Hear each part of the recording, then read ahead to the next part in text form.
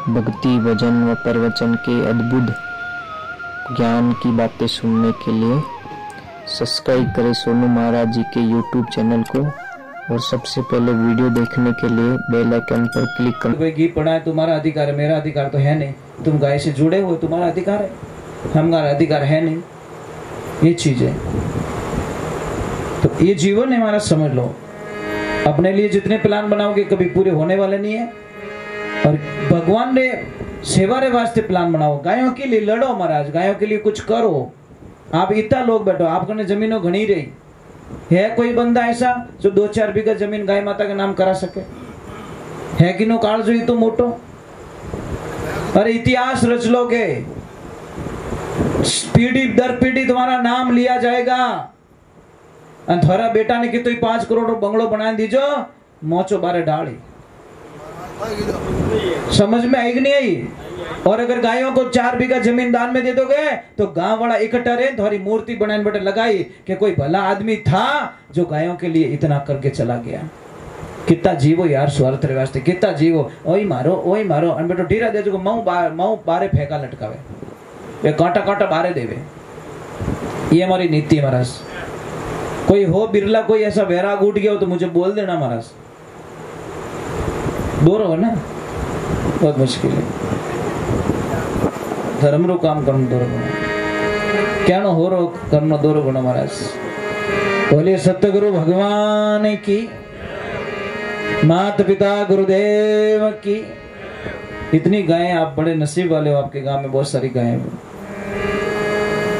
कम से कम मुझे लग रहा है 2000 से ऊपर गायें होंगी। इतनी गाय देखी मैंने। यहाँ पे भी कितनी खड़ी देखो है, पूरा मेरा चौक ही चौक भरी हो। मैंने तो आती देखा, मैं यार गौशाला जोरदार है, गाय हो रही है। पूछो कि गौशाला था ही कौन है? अच्छा मैं तो नाम लाग दियो रामशाला, राम भरोसे सीधो हिसाब महाराज।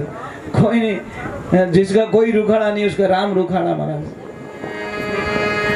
कोई पवित्र धरती है जने गायों रो मन अटे लागे, गाया राखियोड़ी नहीं रहे महाराज। ध्यान रख जो, गाया तो देव तुल्य होती है, इनका मन लग रहा है यहाँ पे, मतलब कोई न कोई प्रभाव है।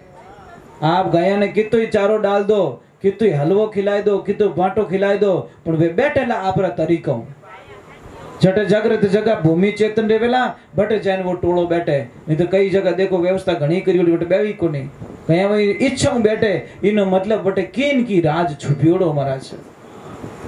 ये ध्यान रखना, गाय ऐसे ऐसे स्थान पे नहीं बैठती, नेगेटिविटी भूमि पे नहीं बैठती। जो भूमि नुकसान पहुंचाती वहां वो बैठती नहीं है। ये ध्यान रखना, गाय तो वहां बैठती है जहां पे उनको आत्मा को शांति मिलती है। बोलिए सतगुरुदेव की, महादेव की, अनंत कोटि संत महात्माओं की।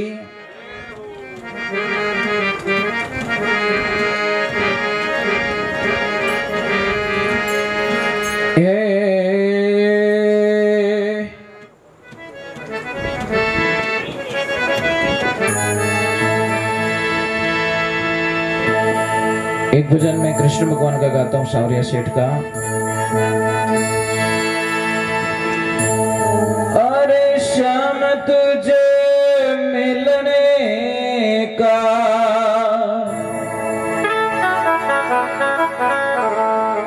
भगवान श्री कृष्ण को पूछा कि प्रभु आप कट मिलिया करो। तो भगवान ने हंस के जवाब दिया कि मेरे घर पे मिलना चाहते हो कि मेरे ऑफिस में मिलना चाहते हो? तो उन्होंने बोला आपके भी ऑफिस है क्या? आपके भी ऑफिस है क्या? आपके भी घर है क्या? हाँ मेरे भी ऑफिस है। जो कुछ काम काज हो, बिजनेस की कोई बात करनी हो या कोई स्वार्थ का सौदा करना, आ जाना ऑफिस में। और कोई धर्म की बात करनी तो आ जाना घर पे। भगत समझा नहीं महाराज, बोला प्रभु मुझे सही समझाओ, आपका घर कहाँ है और आपकी ऑफिस कहाँ है? कि भाई जहां मंदिर होता है ना वहां मेरी ऑफिस है। वो तो है मेरी ऑफिस, और जहां पे गौशाला होती है, गायें होती है ने, वो होता है मेरा घर। और आप ऑफिस में ज्यादा दिन तक रुक नहीं सको, पर घर में जीवन निकाल सको मत, ये ध्यान रखना। घर में तो पूरा जीवन नहीं काट सको, ऑफिस में नहीं निकले महाराज।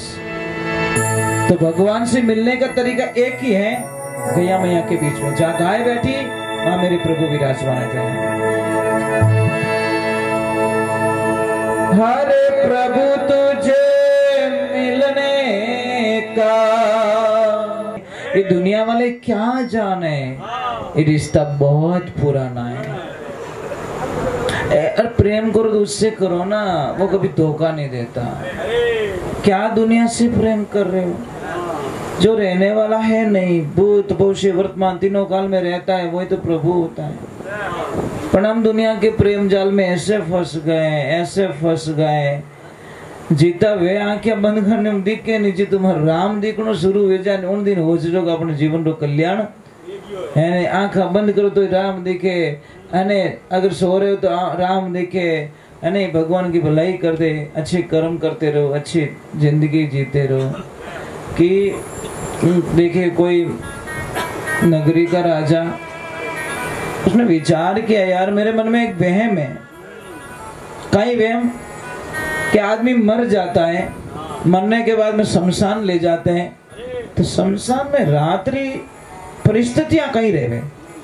अगर अपने पहली ठापड़ जाए थोड़ा चेतन हाला, तो राजा ने पूरी नगरी में ढिंडोरा पिटवा दिया कि जो भी रात्रि का जो हालचाल शमशान में जाकर कोई रात बिताएगा तो उसको बहुत सारा धन इनाम में दिया जाएगा। तो पूरे गांव में से कोई नहीं आया, कौन मसना में जाओ भाई, कोई नहीं जाना चाहता। एक कंजूस आदमी रुपया इतना विनकने इतना रुपया जोड़ना जाने तोड़ना नहीं।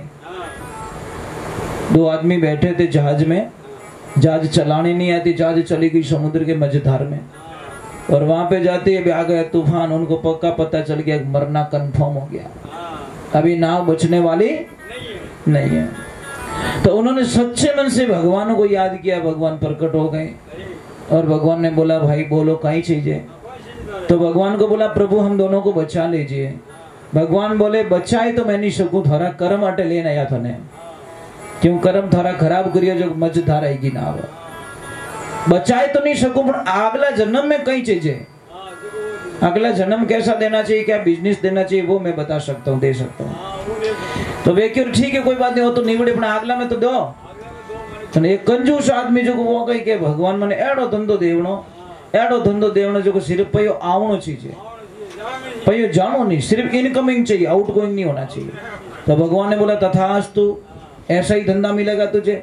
अब वो अगले जन्म कहीं बनियो भिखारी, कटोरो लेन फिरे रियो, ले ले पर भिखारी कोई जानने के दे दे, समझ में आ रही, भिखारी बन गया, ले इनकमिंग हो रहा है उसको, आउटगोइंग नहीं हो रहा है।